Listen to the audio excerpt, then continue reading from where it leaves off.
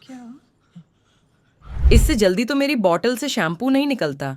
तो पीएमई मानसिक रोग नहीं है। आपको इंटरनेट पे, यूट्यूब पे, क्लिनिक्स पे बहुत सारे मानसिक रोग विशेषज्ञ, साइकेट्रिस्ट ये बताते मिलेंगे कि पीएमई दिमाग से होता है और एक मानसिक रोग है। ये एक बहुत बड़ी मिसकंसेप्शन है, मिथ है, गलतफहमी है। पीएमई डेवलप होता है पेनिस से, पेनिस की हार्डनेस से, रिफ्लेक्स मैकेनिज्म से, होल्डिंग पावर से, सीमन क्वालिटी से। क्योंकि पीएमई डेवलप हो जाता है और मरीज़ उसकी वजह से फ्रस्ट्रेट हो जाते हैं, तो बहुत सारे मरीजों में मानसिक रोग बन जाते हैं और मानसिक रोगों की दवाइयाँ खा खा के वो मानसिक रोगी बन जाते हैं। पर पीएमई मानसिक रोग नहीं है। पीएमई चालू होता है लिंग से और ख़त्म होता है लिंग पे। तो अगर आपको पीएमई ठीक करना है, अगर आपको शीघ्रपतन ठीक करना है, अपने कंट्रोल को वापस पाना है, तो मानसिक इलाज से नहीं, एक्सरसाइज, कीगल्स, मसाज और ट्रिपल थेरेपी जो हम बोलते हैं, उससे आपको फ़ायदा होगा।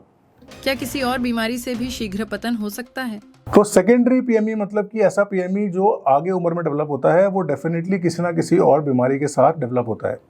तो प्राइमरी पीएमई को अलग करें। सेकेंडरी मतलब कि एक मरीज था जो बिल्कुल ठीक था और अब इस उम्र में आके उसको अर्ली डिस्चार्ज की दिक्कत हो रही है। अगर सेकेंडरी पीएमई की बात करें तो नॉर्मली ये 3 कारणों से होता है। पहला है डायबिटीज़। तो डायबिटीज़ के मरीजों में जिनमें शुगर हो गई है, उन मरीजों में इरेक्टाइल डिस्फंक्शन के साथ साथ पेनिस की नसें, पेनिस की सेंसिटिव नसें भी ख़राब होती है और बहुत सारे डायबिटिक मरीजों में अर्ली डिस्चार्ज की प्रॉब्लम डेवलप हो जाती है। दूसरा है हार्मोनल। अगर आपके टेस्टोस्टेरोन लेवल डाउन है, उसकी वजह से सीमन क्वालिटी पुअर हो गई है, सीमन पूरी तरह से थिक नहीं हो रहा है, उसकी वजह से आपको पूरा इरेक्शन नहीं आ रहा है, आपके जो पेनिस में ट्रोफी हो रही है, पेनिस में श्रिंकेज आ रही है, तो उसके अंदर भी मरीजों को पीएमई डेवलप हो जाता है। तीसरा है इरेक्टाइल डिस्फंक्शन। तो नॉर्मली जिन मरीजों के अंदर हार्डनेस में कमी आनी शुरू होती है, उन मरीजों में धीरे धीरे प्रीमेच्योर इजैकुलेशन भी डेवलप होना स्टार्ट हो जाता है और कई मरीजों में ईडी के साथ में पीएमई भी मिलता है। और अगर आप इन बीमारियों का इलाज करा ले, शुगर ठीक कर ले, अपना हार्मोन ठीक कर ले, अपने इरेक्शन को बेटर कर ले, तो साथ साथ में शीघ्र पतन में भी आपको काफ़ी अच्छा इंप्रूवमेंट मिलता है। क्या प्रीमेच्योर इजैकुलेशन आपके पार्टनर पर भी निर्भर करता है? तो पीएमई आपके पार्टनर पर ज़रूर निर्भर करता है, क्योंकि सेक्स जो है वो 2 कपल्स के बीच, मतलब एक कपल के बीच का बात है, husband wife, girlfriend boyfriend, friend partner. तो आपको कई पेशेंट्स आते हैं जो कहते हैं कि हमें घर पे या वाइफ के साथ पीएमई नहीं होता है और हम जब बाहर जाते हैं या किसी और पार्टनर से मिलते हैं तो पीएमई होता है। कई कहते हैं कि हमें एक गर्लफ्रेंड में पीएमई नहीं होता है और एक गर्लफ्रेंड में पीएमई होता है।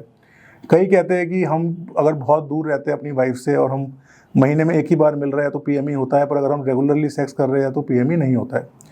तो शीघ्र पतन डिपेंड करता है कि आपका अराउजल कितना स्ट्रॉन्ग है। तो अगर आपका अराउजल बहुत स्ट्रॉन्ग है, आप बहुत दिनों से सेक्स नहीं किया है, आपको बहुत ज़्यादा सेक्स की इच्छा है, तो कई बार फर्स्ट 2 या 3 टाइम पीएमई हो सकता है। अगर आप किसी लेडी से first time, second time, third time sex कर रहे हैं और जहाँ पर आपको बहुत ज़्यादा उत्तेजना हो रही है, तो भी आपको अर्ली स्टेज में पीएमई हो सकता है। जहाँ अगर कोई पार्टनर है जिसकी वजाइना बहुत टाइट है, आपका पेनिस जो है उसको बहुत ज़्यादा फ्रिक्शन और बहुत ज़्यादा उसके अंदर सेंसेशन आ रही है, तो उससे भी पीएमई हो सकता है। एज वर्सेस अगर आपकी वाइफ है जहाँ 2-3 बच्चे हो चुके हैं, जहाँ पर वजाइना उतनी टाइट नहीं है या उतना ज़्यादा स्टिमुलेशन नहीं मिल रहा है, तो डेफिनेटली अगर आपकी पार्टनर कोऑपरेटिव है, अगर आपकी पार्टनर चाहे, अगर फीमेल पार्टनर चाहे, तो काफ़ी हद तक आपकी स्टिमुलेशन को कंट्रोल कर सकती है, आपके पीएमई में आपकी हेल्प भी कर सकती है।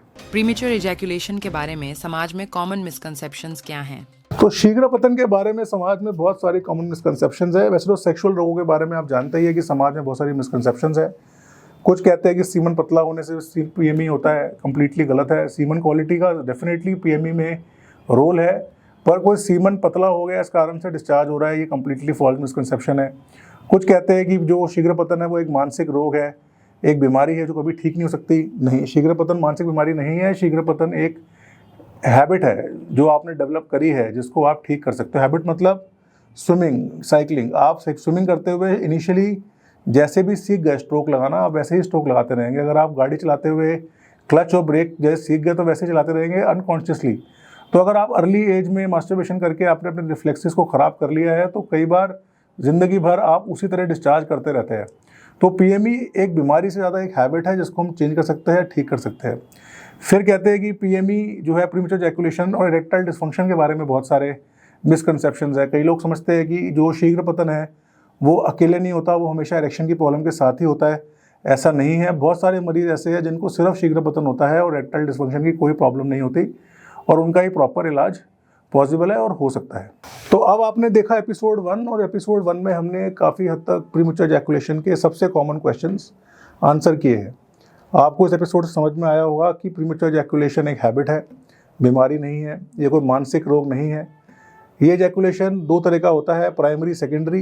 ये हो सकता है जीवन भर हो सकता है उम्र के साथ डेवलप हो। ये कई बीमारियों का हिस्सा होता है और कई बीमारियां ठीक होने से ये भी ठीक हो जाता है। प्रीमैच्योर इजैकुलेशन से आपकी वाइफ का अच्छा खासा लेना देना है और अगर पार्टनर सपोर्टिव हो तो कई मरीज़ पार्टनर की हेल्प से ही प्रीमैच्योर इजैकुलेशन पे कंट्रोल पा लेते हैं। सबसे बड़ा मिसकंसेप्शन है कि शीघ्र पतन प्रीमैच्योर इजैकुलेशन का इलाज नहीं है, ऐसा नहीं है। प्रॉपर्ली अगर इस बीमारी को समझा जाए और अच्छे एंड्रोलॉजिस्ट को दिखाया जाए तो वो आपकी बीमारी को पकड़ के आपको एक बहुत अच्छा इलाज दे सकता है। तो एपिसोड 1 समझ में आया हो, पसंद आया हो तो उसको प्लीज़ लाइक कीजिए और एपिसोड 2 का लिंक मैं इसमें डाला हुआ है, आप उसको ज़रूर देखिए क्योंकि उस एपिसोड से आपको इस बीमारी को कैसे लड़ा जाए, इससे कैसे जीता जाए, इस बीमारी के क्या क्या लेटेस्ट इलाज अवेलेबल है उसके बारे में हम बात करेंगे। तो please subscribe to my channel, like my videos, share with your friends and अगर आपको कोई डाउट है तो मैं आपसे व्हाट्सएप पे, ईमेल पे, फेसबुक पे, इंस्टाग्राम पे और क्लिनिक पे तो अवेलेबल हुई। Thank you so much, take care.